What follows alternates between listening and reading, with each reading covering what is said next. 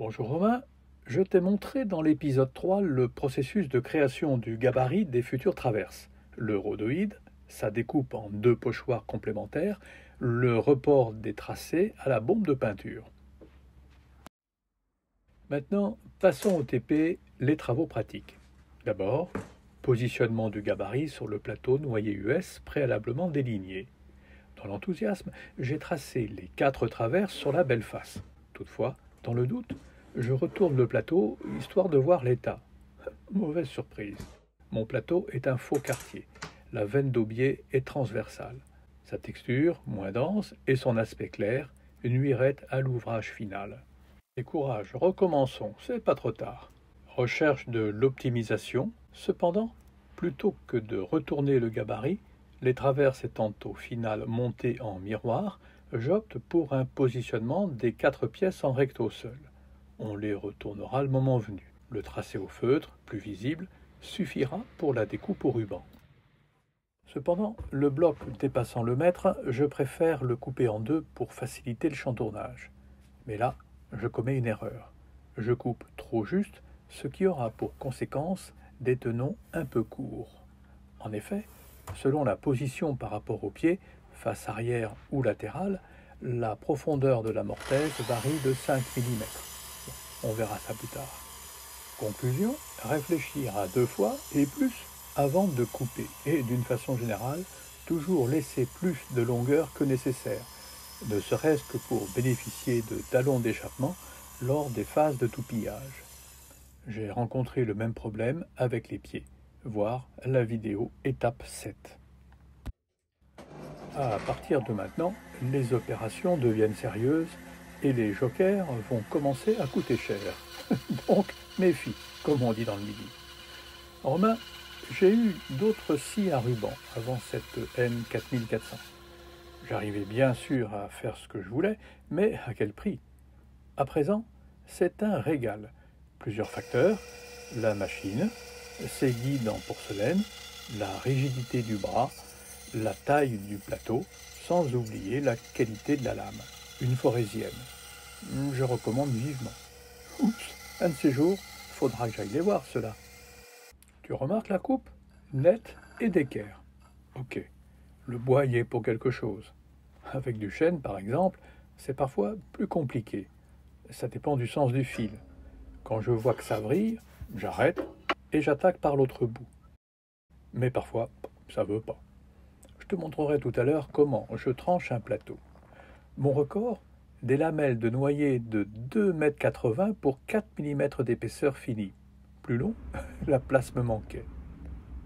Peut-être as-tu noté que j'avais pris soin d'imposer le gabarit parallèlement au champ du plateau. Bonne idée, car maintenant je dois éliminer la partie aubier. La scie à format rentre en action. À partir de maintenant, débute la phase la plus intéressante, le toupillage des traverses et surtout leur sculpture qui va donner tout son sens à ce projet. Retour au gabarit, en sachant qu'il faudra le retourner afin d'obtenir l'effet de vague continue d'un flanc à l'autre. Le mieux est de le visser aux emplacements qui seront défoncés par la suite.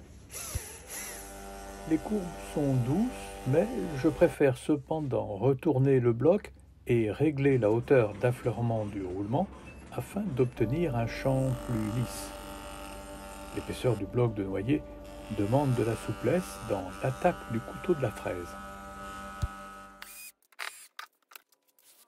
Un coup de peinture au pochoir et voilà les futurs alvéoles reportés en un rien de temps. Pratique. Même opération avec la deuxième traverse, mais en musique cette fois-ci.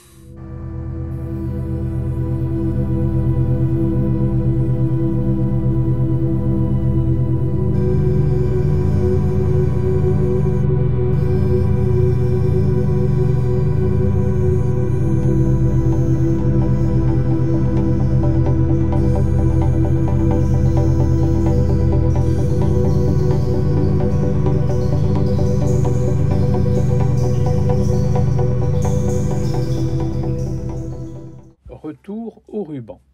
Lors de la création de ma première banquette, j'avais défoncé sur seulement la moitié de l'épaisseur. Ici, au vu de la dimension plus réduite et par souci de simplification, je préfère trancher la traverse afin d'obtenir une partie épaisse en parement, défoncée et sculptée, et un dos recollé en face finale.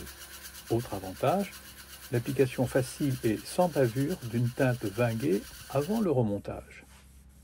Tu remarques, Romain, mon poussoir transformé en contre-guide, pratique et surtout efficace pour maintenir l'alignement de la coupe. Indispensable, le rabotage de finition pour éliminer les stries au passage de la lame. Avant-dernière étape, les alvéoles. Ma première idée a été d'utiliser une petite affleureuse reconvertie en défonceuse. Légère, bonne prise en main, elle donne un résultat efficace sans trop de risque d'embarder. Toutefois, ne pas araser sur le trait, mais légèrement en dedans, car le tranchant n'est pas parfait.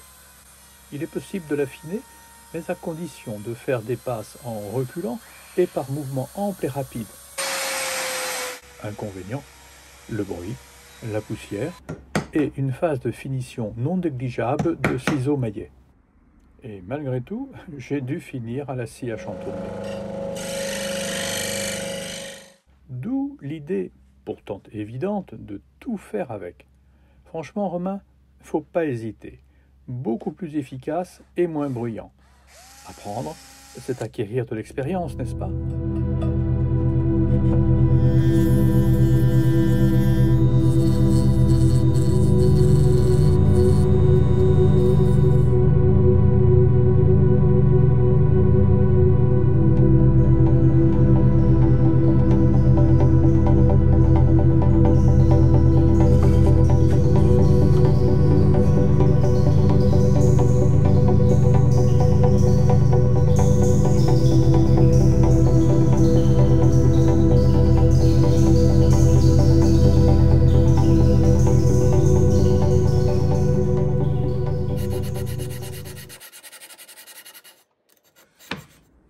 Romain, voilà enfin venu le temps de tomber la veste et de faire appel à tes talents d'artiste.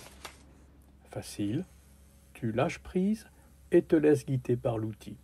Regarde, t'as le choix. Allez, on se met un peu de zik, histoire de flotter dans l'imaginaire.